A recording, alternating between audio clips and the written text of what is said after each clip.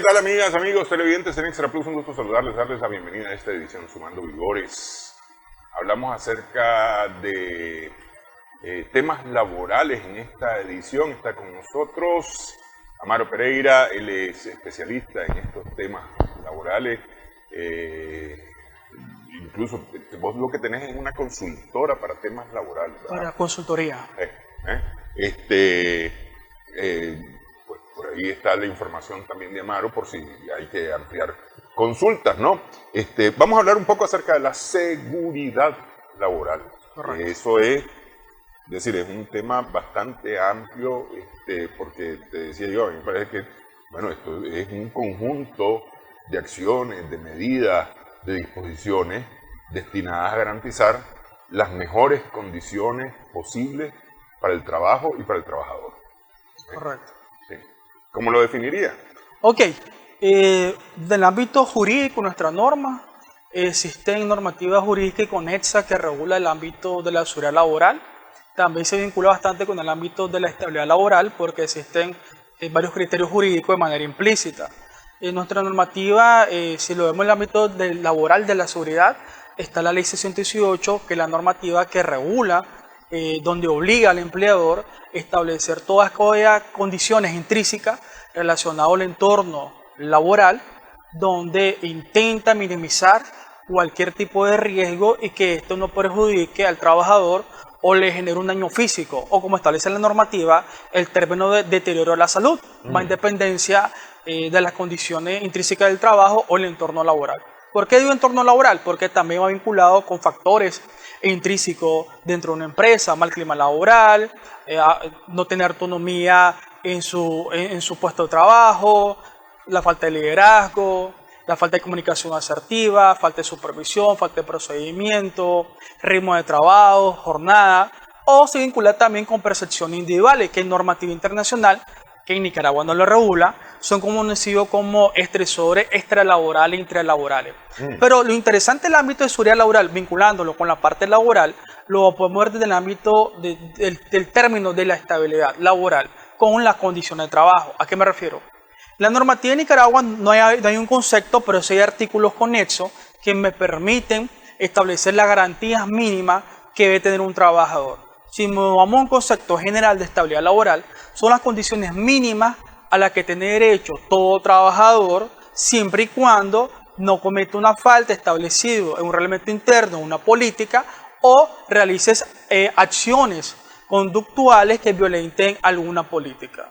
Entonces, si lo vemos en el ámbito con la seguridad laboral, por ejemplo, el artículo 47 de la Ley 618, su tipificación, determina que para que el empleador pueda despedir a un miembro de la comisión, tendrá que justificarlo siempre y cuando ese miembro de la comisión, ese trabajador, haya violentado o omitido algunas de sus funciones como miembro de la comisión.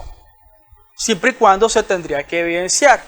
Pero no quiere decir que el empleador no puede aplicar el 45, porque el 47 me da, digamos, una atenuante. ¿Cuál es el atenuante? Ok, si Amaro Pereira es miembro de la comisión mixta y Amaro le designa hipotéticamente que cada 3 meses va a supervisar las condiciones intrínsecas, digamos, de un extintor, y Amaro Pereira no lo realiza.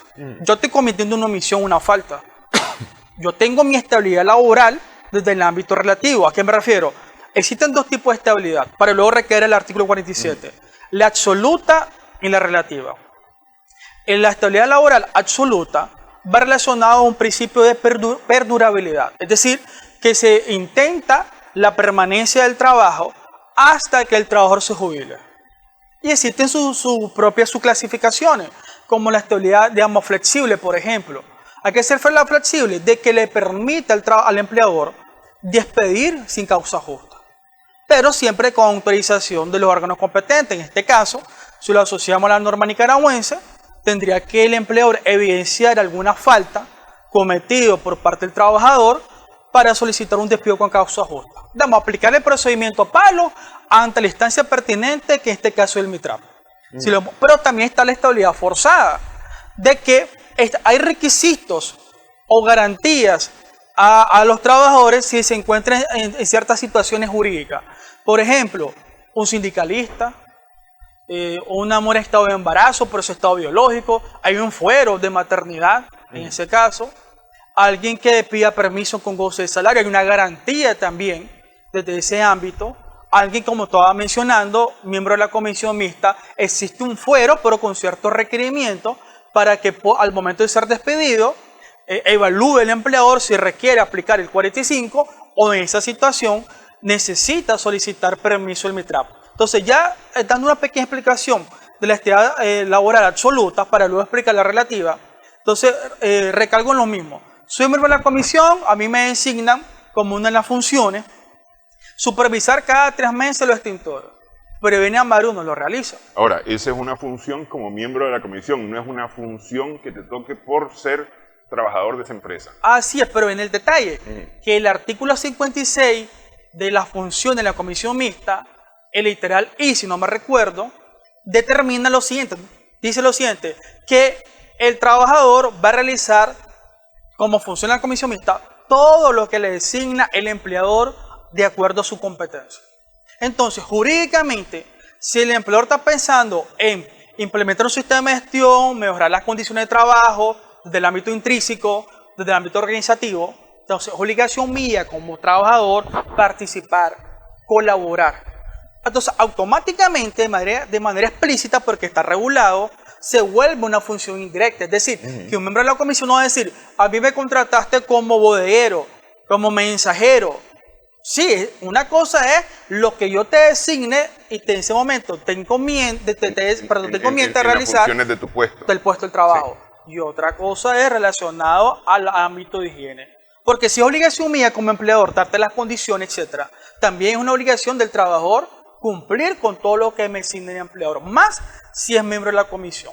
Entonces el empleador no va a decir, me contrataste por estas funciones, esta es mi nominación de cargo, por lo tanto no lo voy a hacer. Es más, estaría cometiendo una falta, porque el momento que el miembro de la comisión obtiene mayor responsabilidad, acorde a lo que está tipificado en la propia ley 618 o las normas conexas. Entonces, retomando el ejemplo, entonces si Amaru Pereira no realiza esa función desde el ámbito de higiene, como miembro de la comisión, automáticamente Amaru está cometiendo una falta. Pero aquí viene la parte de la interpretación de la estabilidad relacionándolo desde el ámbito de seguridad laboral.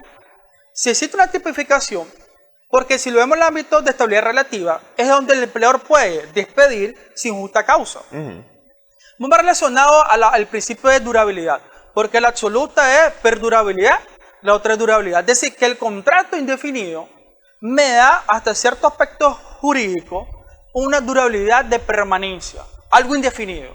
Pero también le da la facultad al empleador poder despedir sin justa causa. Pero en este caso, que me dice el 47, vos empleador, si logras evidenciar, identificar alguna falta o alguna omisión dentro de sus funciones de parte del trabajador como miembro de la comisión, en esas circunstancias estás obligado de evidenciar ante el Ministerio del Trabajo o la Inspectoría Departamental y solicitar un despido con causa justa, siempre y cuando está en esas circunstancias. Ahí el miembro de la comisión tiene una estabilidad laboral desde el ámbito jurídico. Pero no quiere decir que si el trabajador me está violentando alguna de sus funciones o a mí se me ocurre sin justa causa aplicarle 45, el 47 no lo está protegiendo porque mi despido sin justa causa no relacionado a una actividad dentro de las funciones. Entonces, es que lo que pasa es que en la estabilidad relativa es como que analiza de manera cualitativa el empleador si lo despedió o no, porque aquí se toma mucho en cuenta la garantía que tiene el trabajador. Por ejemplo, la indemnización. Esa garantía, ok, si yo lo despido sin justa causa, hay una garantía constitucional laboral que yo no le puedo quitar a esos trabajadores. Claro. Es decir, pago la indemnización o el pago proporcional de las prestaciones laborales, por ejemplo. Sí, sus vacaciones, su 13º mes. Correcto. Sí. Los salarios pendientes, etcétera, etcétera.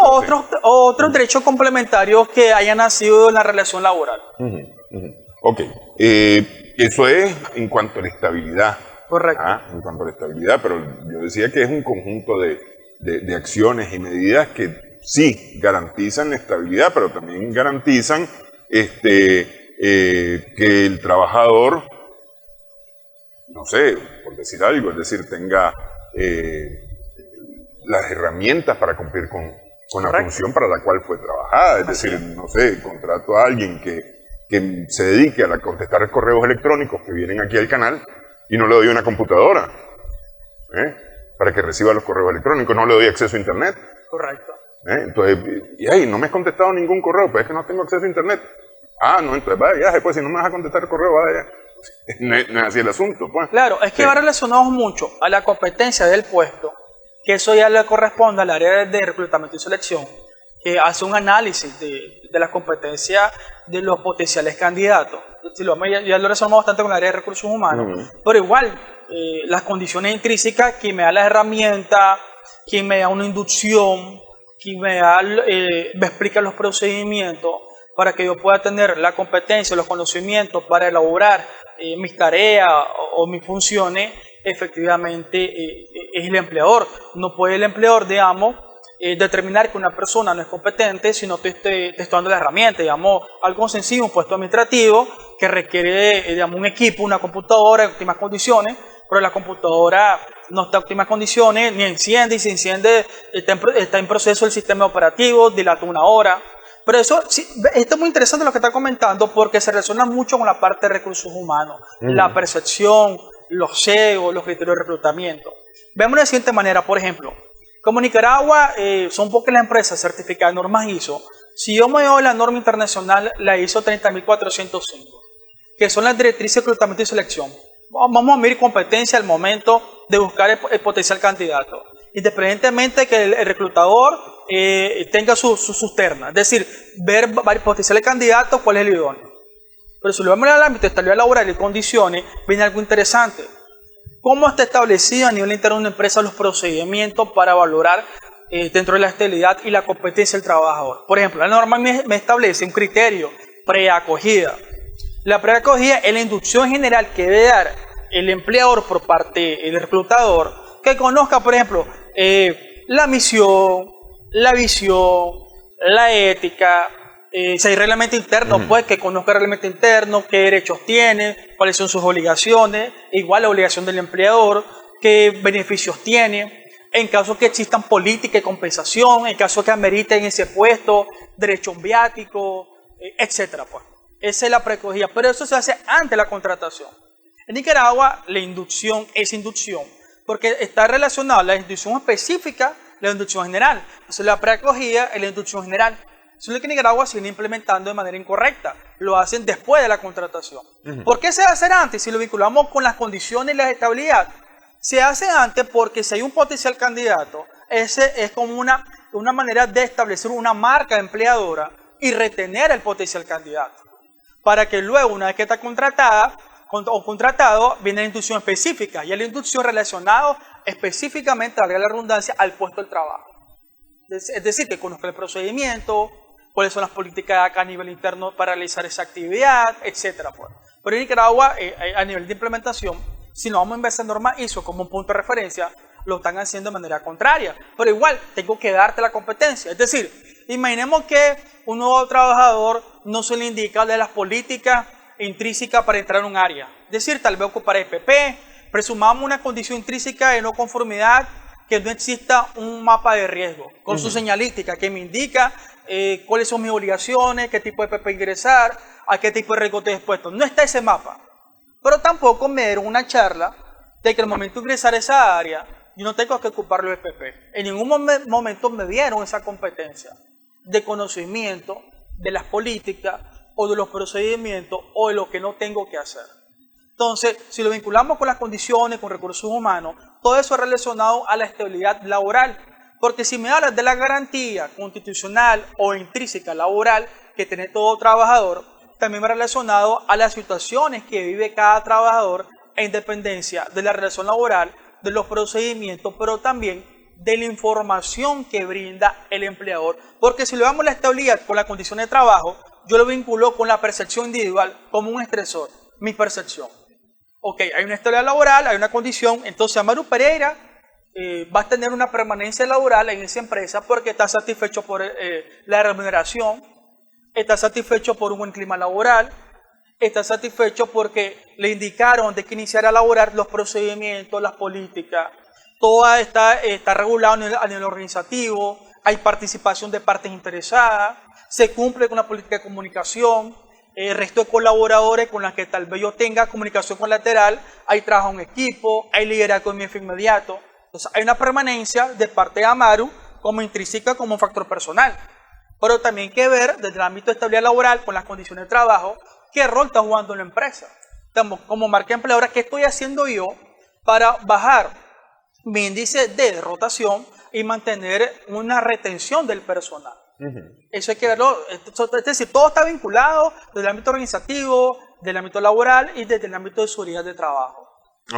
Ok, vamos a hacer una primera pausa en esta conversación con Amaro Pereira. Estamos conversando acerca de seguridad laboral. Regresamos.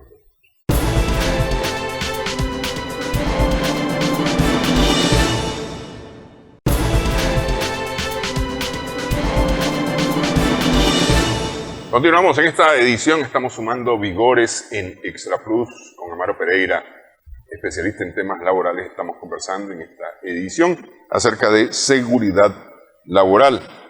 Hemos visto, digamos,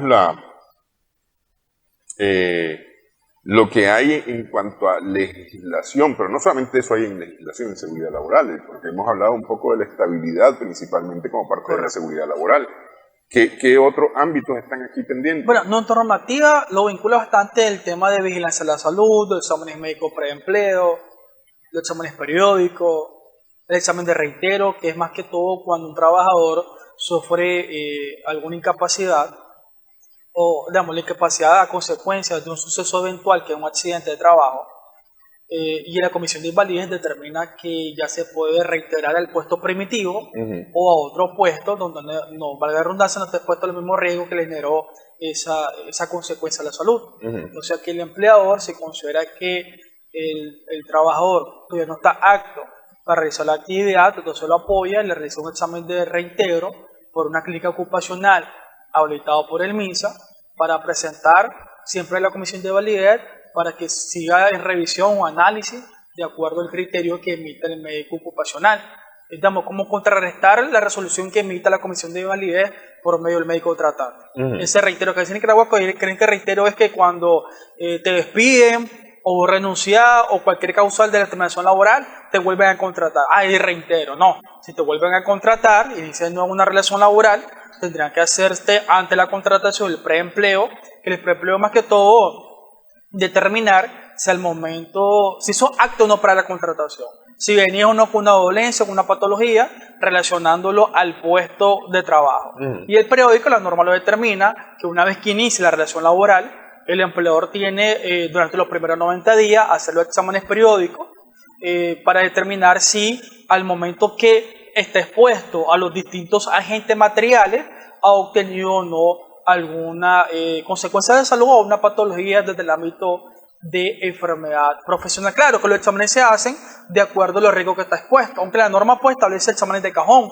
Si movió el artículo 26 de la propia ley, examen digamos general, examen físico general, biometría hemática, de orina, de heces, y me incluye digamos la coliniterasa o la sífilis. Pero también están exámenes adicionales en dependencia del trabajo, de la tarea, y dependencia de las condiciones de trabajo o de la agente material, que eso ya lo regula la resolución ministerial higiénica e industrial del lugar de trabajo. Es decir, si alguien va a hacer un trabajo en altura, yo ya sé que lo voy a hacer los exámenes de cajón, pero voy a hacer exámenes de acuerdo a las características intrínsecas que yo requiera que debe tener esa persona para hacer la actividad.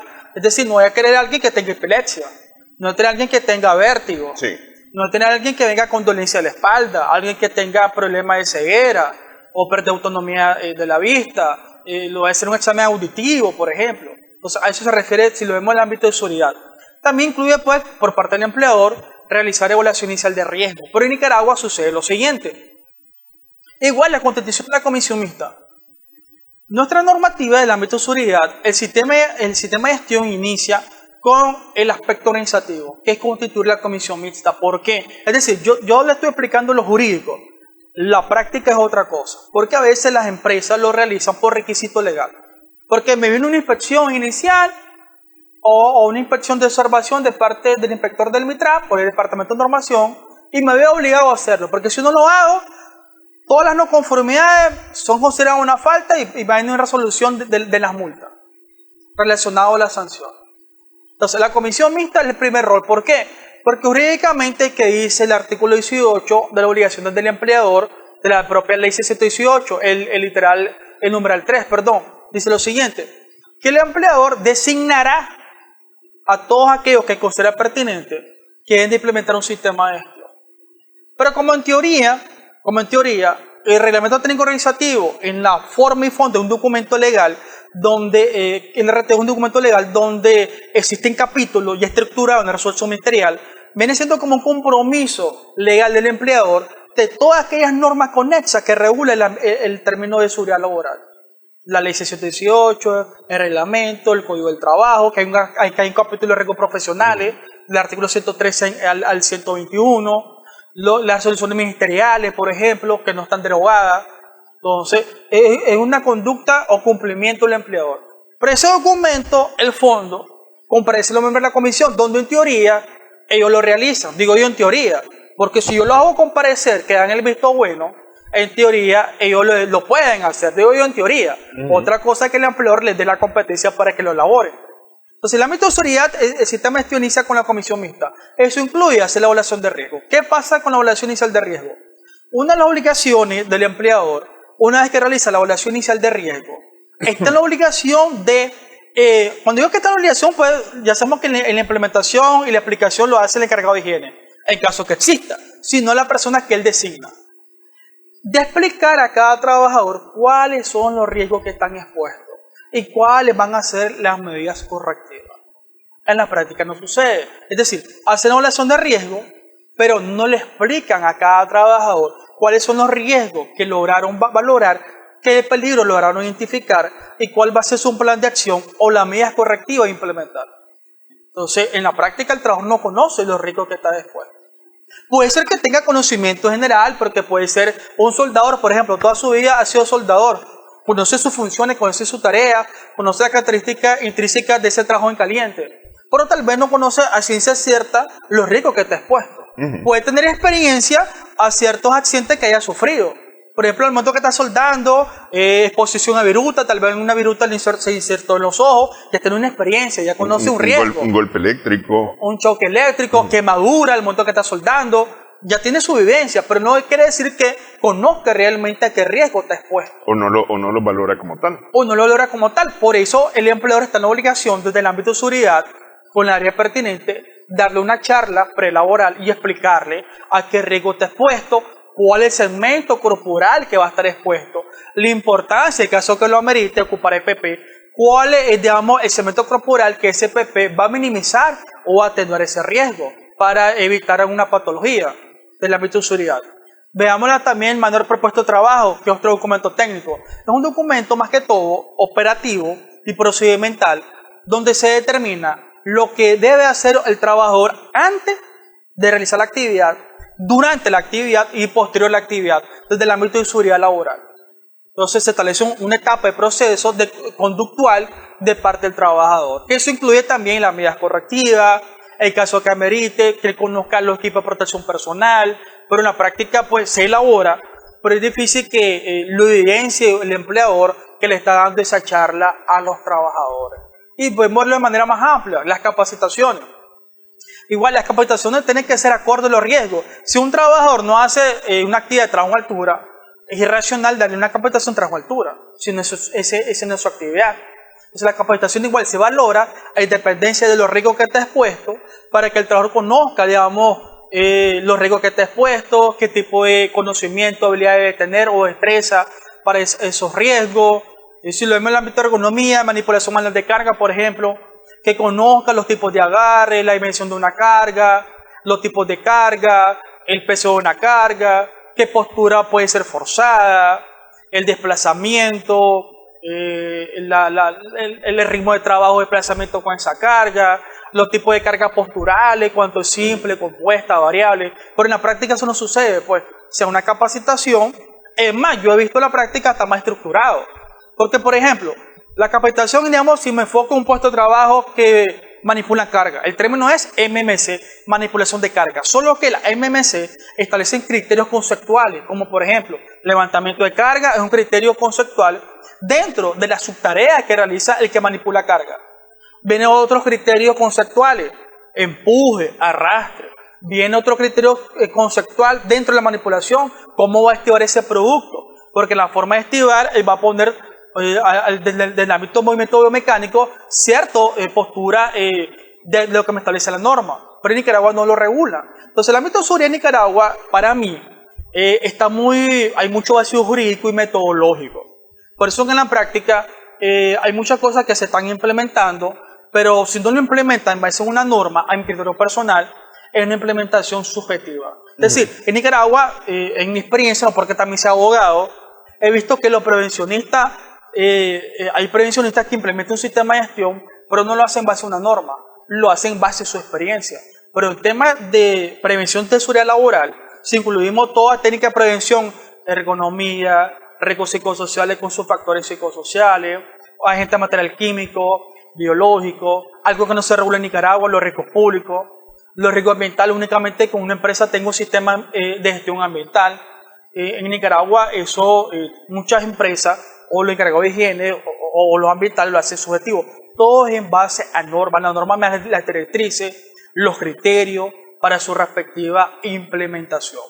Pero a propósito de esto que no necesariamente se reconocen cierto tipo de medidas, yo me quedé pensando en algún momento, por ejemplo, en la precontratación, es decir, hay una serie de acciones que se pueden realizar y me quedo con una sencilla, que me parece que ocurre muy comúnmente, someter a un examen médico a un trabajador antes de su contratación para ver sus capacidades, y sus capacidades están acorde al puesto que va a desempeñar. Se le pide una constancia de salud del Ministerio de Salud y ya con eso es suficiente, ni siquiera es que realmente se le hicieron exámenes para ver si era pertinente o no su contratación para ese puesto. Vamos a suponer, te hicieron exámenes de sangre en el puesto de salud, te hicieron posiblemente un examen visual, te hicieron tal vez un examen de reflejo, a lo mejor un examen psicológico, pero no te tomaron placas porque aparentemente estás sano, entonces no te hicieron no evidenciaron tu sistema óseo, y resulta que te estoy contratando para cargar y tenés un problema en una de las vértebras, y no está evidenciado de que vos tengas un problema en una de las vértebras, y te contrato para cargar pesos, estibador, no sé, alguna cosa de esa, y ahí, es decir, de entrada estoy fallando, yo como empleador, vos como trabajador. Claro. Es que para mí eso está viciado a la fecha que todavía las empresas soliciten la constancia de salud. La constancia de salud para mí no tiene ninguna función válida para determinar las actitudes, las destrezas y la habilidad del trabajador para el puesto. Para mí, si está dentro de los requerimientos o requisitos para que el solicitante lo logre evidenciar cuando ya es candidato, para mí no tiene ningún asidero ni legal ni metodológico. La norma establece un preempleo, como usted mencionó. Que si contratamos a alguien que ya tiene 40 años, 20 años de experiencia de manipular carga, y en esos años de experiencia puede venir ya con alguna patología osteomuscular, como no somos médicos, pero puede ser que tenga alguna contracción muscular, etc. Sí, ¿no? Y visualmente no es detectable. Sí, efectivamente. Te veo que estás bien, va de viaje, te contrato, ¿no? Entonces es la importancia del examen de preempleo, la vigilancia de la salud. Por eso ya le compete al empleador o la persona que designe que lo analice y que lo haga en base a la norma. Y eso tiene también una correlación jurídica con la contratación. Porque si lo vinculamos del ámbito de seguridad con la parte de estabilidad laboral, si no hacemos un examen preempleo y contratamos a alguien que ya viene con una patología, probablemente en poco tiempo más de subsidio. El subsidio jurídicamente le da una estabilidad relativa, es decir, una garantía de que no lo van a despedir, de durabilidad, que no lo pueden despedir. Sí. Si lo incluimos la seguridad del ámbito laboral con recursos humanos, y tiene una protección jurídica, una estabilidad relativa. Entonces dice el empleador, yo no lo puedo despedir, pero en algo estoy fallando organizativamente, porque no hicimos el examen preempleo. Aquellos exámenes acorde a la tarea, también tomando en cuenta las características intrínsecas de la persona. porque si se manipula carga, obvio, vamos a hacer un examen, una radiografía en la columna, pues, para ver si tiene algún problema en algún disco, etcétera, pues, eso lo va a determinar ya luego el médico ocupacional qué tipo de examen es acorde exclusivamente a ese puesto, tomando en cuenta el cemento corporal. Entonces, son muchas situaciones que están sucediendo. Si veamos desde otro ámbito, en la evaluación de riesgo en Nicaragua nos exigen que incluyamos el Ministerio del Trabajo la evaluación de riesgo psicosocial. Que aquí la norma no lo regula porque ocupa el término psicotécnico. El psicotécnico es vinculado a la prueba psicométrica para conocer las habilidades, competencias y conocimientos del puesto de trabajo relativo desde las competencias técnicas y competencias blandas. No es para relacionar el ámbito de seguridad laboral, es decir, sin ninguna patología. El término psicotécnico y el término de riesgos psicosociales son dos criterios jurídicos, metodológicos, son distintos. Son distintos. Cuando vamos a hablar de parte psicotécnica, que en cursos y certificaciones lo valoran con pruebas psicométricas. O otros métodos de coaching, de trabajo en equipo, etcétera, team building, etcétera. ¿Qué pasa en Nicaragua? Como no lo regula, nosotros como evaluadores lo hacemos subjetivamente. Por el ámbito de seguridad, como el riesgo psicosocial, una técnica de prevención, no estamos implementando realmente un método idóneo para relacionándolo a un factor de riesgo. Lo planteo de la siguiente manera. El acoso laboral es un riesgo psicosocial. El clima laboral es un factor de riesgo. ¿Estamos claros? Sí. Entonces, si en la práctica existiese en Nicaragua o lo obligase de que el empleador lo valorara, se pudiera implementar. Por ejemplo, yo me voy a México, por ejemplo, la NOM 35. La NOM 35 obliga a los empleadores a realizar evaluaciones de factores de riesgo, porque la NOM 35 no evalúa riesgos psicosociales, son factores organizativos o de entorno laboral o de condiciones de trabajo, que incluye factores personales, condiciones intrínsecas de percepción del trabajador, si tiene autonomía en su puesto de trabajo, cuál es la comunicación con el jefe inmediato, y esos son factores personales dentro de ese método, por ejemplo.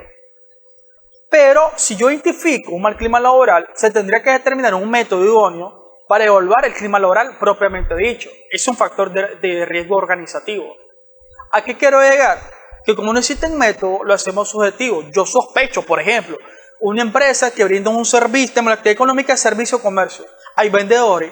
Yo sospecho, porque no estoy aplicando un método, alguna norma, en base a norma, criterio, conocimiento, que existe probabilidad que algún día ingrese una tercera persona que no tenga comunicación directa con la actividad económica de la empresa, o con propiamente dicha la contraprestación de servicio al trabajador, ingresa alguien, roba y lo lesione. Yo ya sé, en base al término, que es violencia tipo 1.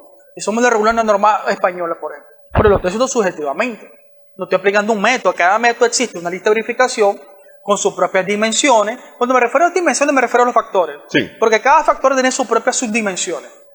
Entonces, no estoy haciendo lista de verificación ni estoy aplicando un método. Entonces, en Nicaragua lo hacemos subjetivamente. Si lo veo desde el ámbito organizativo, como evaluador, ese es también un vacío jurídico, metodológico que existe en Nicaragua. Si me voy a ergonomía, igual, cada actividad o tarea que realiza el trabajador desde el ámbito de seguridad laboral, existe un método propiamente dicho. Es decir, voy a evaluar un puesto de trabajo que el puesto es administrativo y todo el día pasa sentado. Hay un método que se conoce el método Rosa, que evalúa puestos exclusivamente administrativos que estén todo el día sentados. Claro, y da opciones para ese puesto. Sí, da criterios, dimensiones, movimientos corporales, que no salga de su zona de confort, aunque hay una norma internacional que me establece movimientos de cemento corporales, cuánto es propino, supino, rotación radial, flexión de los hombros, etc. Sí, eso no existe en Nicaragua. No se aplica, pues, es decir, hay algunas empresas que ahora tienen, para empezar, un área de recreación o de entretenimiento para el personal, para que pueda respirar un momento, ¿no? Especialmente, es decir, cuando se trata de trabajo de oficina, digamos, de estar sentado en el escritorio. Vamos a hacer pausa nuevamente en esta edición. Hablemos de cómo esto beneficia no solamente al trabajador, sino también al empleador. Regresamos en breve.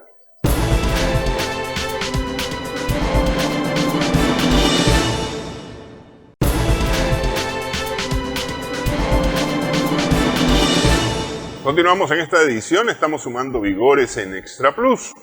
Hay varias cosas, decíamos, que no necesariamente se están implementando según lo que se establece en las leyes, en los reglamentos, etcétera, sino que se pide, pues, como un requisito. Ya decíamos el tema de, por ejemplo, de la constancia de salud, pues. ¿Ah? Esto más que una obligación para el empleador, al final de cuentas es un beneficio para el empleador, porque es decir, voy a volver al tema de la constancia de salud. ¿Ah? Si vos tenés un problema de la espalda y yo te estoy contratando como estibador, ¿ah? Para que lleves cargas pesadas, lo que me estoy es más bien de alguna manera afectando yo mismo, porque eventualmente vas a quedar en subsidio. Claro. Y entonces voy a perder esa, digamos, hora hombre, ¿ah? Mientras estés de subsidio, porque no te puedo despedir o no te voy a despedir al final de cuentas por ese subsidio. Entonces, como empleador me estoy afectando solito. Así es. Entonces, todo esto tiene al final de cuentas no solamente los beneficios y la seguridad para el trabajador, sino que también para el empleador, que también necesita esa seguridad. Así es, se vuelve al final un costo indirecto, como usted mencionó, horas trabajadas. Digamos, alguien que sufre un riesgo profesional por falta de condiciones o porque no evaluó las características intrínsecas del trabajador para ese puesto y se va de subsidio. Pues vamos a alguien que gane 40.000 córdobas, hipotéticamente, y lo manda 20 días de subsidio. Pues, y le peor tal vez por política, por reglamento interno, derecho complementario o derecho adquirido para el 40%. Es un costo indirecto, le estás pagando a alguien después el 40%, pero alguien no te está brindando una contraprestación de servicio, no te está generando un resultado esperado por el cual vos lo habías contratado. Entonces, hay empresas que sí analizan los costos indirectos y valoran que más vale hacer la inversión en un sistema de gestión a que exista costo indirecto, o también lo ven mucho por la marca empleadora. Porque si hay un accidente, no van a decir el trabajador X, van a decir en la empresa tal. O sea, tal vez buscan mucho la parte de la imagen corporativa. Sí. Por eso son pocas las empresas pues, que piensan en la imagen corporativa y regulan los costos indirectos que puede generar al no implementar un sistema de gestión en base a nuestra normativa nicaragüense. Pero en nuestra normativa nicaragüense, en el ámbito de seguridad, no es tan complejo, no es inalcanzable. Claro, va a depender de ese rubro. Por ejemplo, el sector construcción. Existen bastantes ácidos jurídicos, no hay una norma que regule para implementar un sistema de gestión para trabajo de espacios confinados, por ejemplo. Algo exclusivamente de trabajo de riesgo crítico, trabajo en caliente, por ejemplo. Hay criterios de excavación, pero son muy escuetos, son muy vacíos jurídicamente. Entonces, ¿qué hacen muchas empresas? Que como no existe, se van con normas internacionales, con la norma OSHA o las normas ANSI, o tal vez normas de otros países que me establecen criterios más idóneos metodológicamente para establecer un sistema de gestión. Pero si lo ven en base a la norma nicaragüense, es mucho jurídicamente. Yo hace poco, con una potencial cliente, por ejemplo, en una empresa regional, una ONG, yo me reuní con la encargada de higiene, una colombiana, y me dijo, aquí establecer un sistema de gestión es fácil. Son ciertos requerimientos que me establece la norma para tramitar la licencia. No me establecen un PETS, por ejemplo, con un procedimiento para seguridad vial. No existe en Nicaragua. En Colombia es obligado. En Colombia es obligado de evidenciar los riesgos psicosociales porque está normado. La parte de ergonomía, tener un método de investigación. En Nicaragua no hay un método de investigación. Es más, el artículo 62 del reglamento de la ley de higiene establece que el empleador tiene cancha libre para implementar el método que considere pertinente. En muchos países ya existe un método exclusivamente cual que va a implementar con sus características de evaluación, aquí es cancha libre. Es decir, si un empleador quiere aplicar el método 5 ¿por qué? Lo implementa, el spinning pescado, el árbol de causa, el método FINE. Entonces, esos vacíos jurídicos permite que en un sistema de gestión exclusivamente basado en la norma nicaragüense no sea inalcanzable. Pero hay empresas que cumplen con la norma nicaragüense y en base a requerimientos por auditoría, por certificación, ya tiene un sistema de gestión con requerimientos de normas internacionales que son más, digamos, más rigurosos y son más idóneos para un sistema de gestión. Pero al final de cuentas, es decir, en teoría no deberíamos de esperar nosotros someternos a una evaluación para tener una certificación internacional, para tener una empresa que cumple adecuadamente, no necesariamente por lo que dice la ley, sino que realmente de forma adecuada, porque es decir, por ejemplo, lo que decía de esta persona que te dijo que era fácil hacer aquí, vos contratás a alguien que tiene que cruzar de un lado a otro en la calle como parte de su labor, y si vos no evaluás los riesgos viales para esa persona, si no la preparás para poder hacer eso. Como peatón, por ejemplo, los conocimientos de un peatón. Sí, como los conocimientos de un peatón, eventualmente podría llegar a tener un problema y que te va a crear como empresa un problema a vos también. Es decir, no necesitas, lo que te digo es, no necesitas esperar que los problemas ocurran cuando puedes tener experiencias que te pueden, previas, que te pueden ayudar en ese sentido, pues. Sí, pero es que la práctica es otra. Por ejemplo, yo como asesor legal, si un ONG tiene algún acuerdo con el Estado, hablando de ONG internacionales, que los exime tramitar la licencia, uno como asesor legal, lo que a mí me exime no lo hago. Únicamente que el organismo esté comprometido con una parte de seguridad, y eso pasa. Hay ONG internacionales que están exentos por un acuerdo comercial, etc. No les obligan a tramitar la licencia, pero pueden ser ellos. Nosotros, como en otros países tenemos un sistema de gestión, queremos también homologar todo y que en el grado existe, aunque legalmente no me lo obligue. Pero uno como asesor legal les dice, si no te obliga, no lo haces. Únicamente que la empresa esté comprometido. Entonces a veces la realidad en dependencia de la actividad económica, porque ese es un caso atípico, sucede bastante, no se puede aislar, son situaciones que yo he visto en la práctica. Pero, por ejemplo, si no me obligan la norma a establecer una política de movilidad humana, seguridad vial, que otros países está regulado como jornada de tráfico vehicular, lo vincula con un criterio de accidente de emisión, todo eso no está regulado. Entonces, ¿qué dice la empresa? Si no me obliga, ¿por qué lo voy a hacer? Digamos, aplicamos un principio constitucional, el artículo 32, que para no mencionarlo textualmente, es que lo que la ley no me prohíbe no me limita. Si no me obliga, ¿por qué lo voy a hacer? No, lo que la ley manda, lo que la ley no manda, no me obliga. Así es, entonces... Sí. Sin embargo, decir, yo lo que creo es que de repente vos te metés como empresa, te puedes meter a problemas, claro, justamente por decir, bueno, como a mí no me lo pidieron, yo lo hice. Es decir, como a mí me dijeron que no necesitaba pedir, qué sé yo, la constancia de salud, ni la de la policía, ni la judicial para contratar a una persona, entonces no las pido y resulta que contraté a un man que viene con problemas de salud, problemas mentales probablemente, y atente contra la seguridad del resto de las personas. Correcto, o del ámbito organizativo. Sí. Sí, totalmente de acuerdo, pero al final lamentablemente a veces las empresas cumplen de acuerdo si hay una exigencia. No nos vamos tan largo. Cuando entró en vigencia la ley 118, el artículo 18, si no me recuerdo, literal 6 o 8, determina que una vez que entró en vigencia, todo empleador tiene 6 meses para cumplir el tema de higiene. 2007 entró en vigencia esa ley. Una vez promulgado, una vez publicado, 6 meses posterior ya tienen que cumplir. Hay empresas que tal vez están constituidas desde 2010, 2011 o antes que entrase en vigencia en 2007 la ley 118 y no tienen nada en tema de higiene. Entonces estamos hablando de que tienen 10, 11, 12 años de violentar e incumplir las normativas del ámbito de seguridad laboral. Únicamente hasta que haya una inspección es que ellos empiezan a cumplir como un requisito legal, porque sale más caro la multa por las no conformidades que establece el acta de inspección por rubro a que lo implementan. Ok, hagamos una pausa y hablemos de justamente ese tema, es decir, cómo lograr que esto sí funcione y cómo se gestiona este tipo de temas. Regresamos en breve en esta edición, estamos sumando vigores en esta.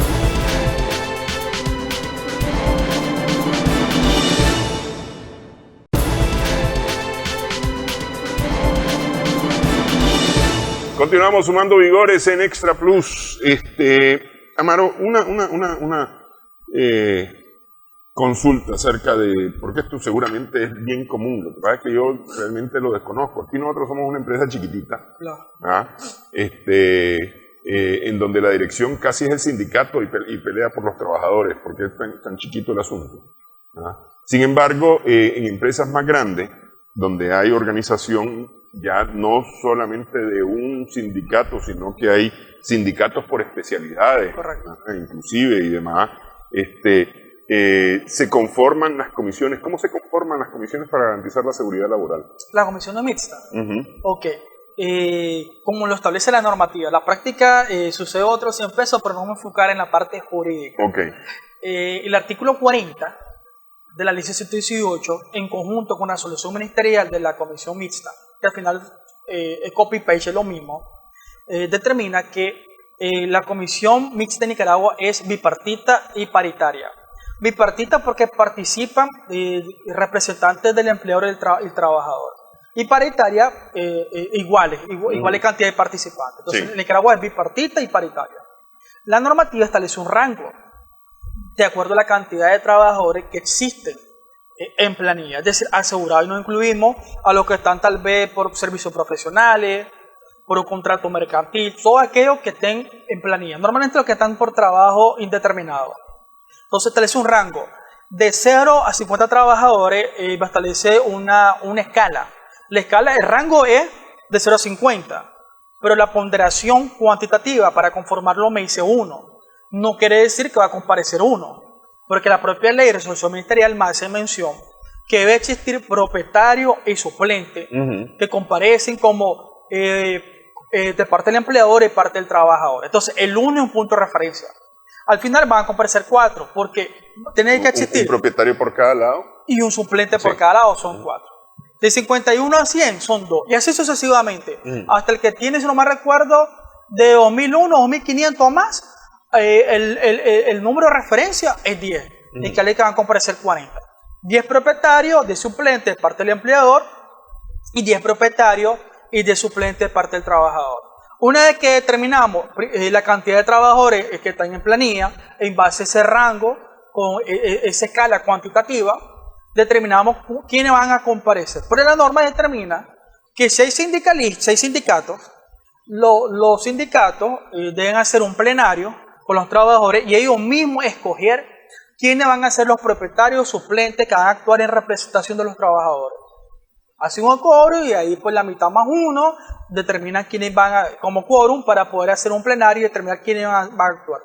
De parte del empleador, bueno, eso lo designa el empleador, quienes van a comparecer como propietarios y suplentes de parte de los empleadores. Pero algo esencial que la norma no lo tipifica, pero en la práctica sí es, quienes actúan como propietarios o suplentes del empleador son aquellos trabajadores que tengan algún puesto de mando, de dirección, de administración. Puede ser coordinador, responsable, jefe, y hay situaciones atípicas de empresas MIPYME que la nominación del cargo es responsable de bodega, pero no tiene nadie a cargo, no hay ni auxiliares.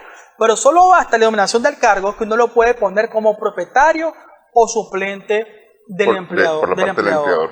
De parte del trabajador no, son aquellos trabajadores tomando en cuenta la nominación del cargo que son subordinados y que pueden actuar como representantes o propietarios del trabajador. Algo esencial que pasa en Nicaragua, que no debería de pasar. En muchos países la normativa regula. En los otros países la comisión mixta es regulado como el término comisión paritaria. Pero viene siendo lo mismo el término comisión mixta. Que el encargado de higiene no puede ser miembro de la comisión mixta por parte del empleador, porque no puede ser juez y parte, es decir, yo mismo no me puedo auditar. ¿Qué está sucediendo en Nicaragua? Porque yo lo hago en consultoría, yo puedo incluir al encargado de higiene, no importa si es la nominación de cargo. En las minas, la nominación de cargo es superintendente, coordinador, en otros le ponen supervisor, etc. No importa la nominación del cargo, pero el higienista no puede ser miembro de la comisión porque no puede ser juez y parte. Pero en la práctica, se lo incluimos como por parte del empleador, el Ministerio del Trabajo lo aprueba. Okay, aquí lo aprueban, pero jurídicamente, metodológicamente, en base a normas, no debería ser porque yo no puedo ser juez y parte. Yo mismo no puedo auditar. Es más, en la reunión de la comisión mixta, los encargados de higiene tienen voz, pero no tienen voto. Es decir, en la toma de decisiones, como ellos son los que tienen más conocimiento, ellos pueden establecer en las situaciones que plantean un plenario los miembros de la comisión, establecer las medidas correctivas, apoyar para una mejora continua. Pero no tienen toma de decisión, es decir, no tienen voto, solo tienen voz. Pero en Nicaragua está sucediendo esa situación que metodológicamente y jurídicamente no debería de ser así. Desde ese ámbito. Lo estoy explicando algo, cómo debería de ser y cómo está sucediendo en Nicaragua. Pero de alguna manera, al final de cuentas, las comisiones están conformadas por trabajadores, aún siendo de la parte, o representantes de la parte laboral, son trabajadores. Es decir, porque en todo caso, quienes debieran participar para estar más claros, embebidos del asunto, son los socios de la empresa, que son los dueños de la empresa. Porque vamos a suponer, vos sos el gerente. Correcto. Y participás en tu calidad de gerente en la comisión, pero trabajás para mí. Claro. Al final de cuentas. Entonces, tal vez vas a tomar decisiones, tal vez no vas a tomar decisiones, o simplemente te voy a decir, no, es que eso nos va a salir caro. No apliquemos. Es que le explico desde la política preventiva por qué no pueden ser miembros de la comisión. Porque en teoría, porque en la práctica es otra cosa, el sistema de gestión jurídicamente en Nicaragua, quien lo implementa, según nuestra normativa jurídicamente, la comisión mixta.